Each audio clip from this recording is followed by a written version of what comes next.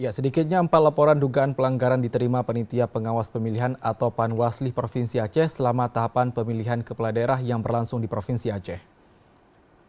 Perkembangan penanganan terkait laporan yang diterima disampaikan Komisioner Panwasli Aceh Muhammad Aha di sela-sela diskusi bersama awak media.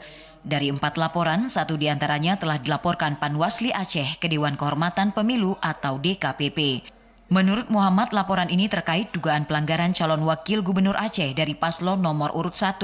Selain dugaan pelanggaran paslon Cagup Aceh, Panwasli juga menerima laporan dugaan terkait netralitas ASN. Panwasli menyatakan kesiapan untuk bersaksi jika DKPP menyatakan laporan yang dilayangkan memenuhi syarat terjadinya pelanggaran.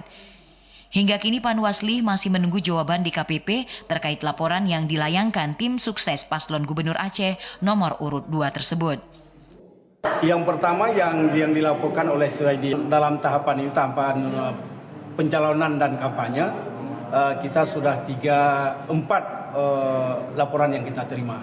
Yang pertama menyangkut netralitas ASN, yang kedua pelanggaran-pelanggaran dalam tahapan pencalonan dan kampanye. Salah satu contoh seperti laporan SYD atau yang kerap disebut dengan Adilangweng, itu bahwa sudah memenuhi formil dan materi sehingga kita tindak lanjuti dan sudah kita sampaikan ke DKPP.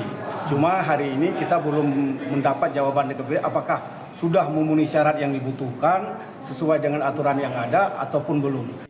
Muhammad menambahkan laporan yang dilayangkan juga terkait pelanggaran yang dilakukan KIP Aceh yang kini mulai ditindaklanjuti Panwasli. Masyarakat dihimbau memperhatikan syarat formil maupun material agar laporan yang dilayangkan dapat ditindaklanjuti. Dari Aceh Besar, Arman Konadi, TVRI Aceh melaporkan.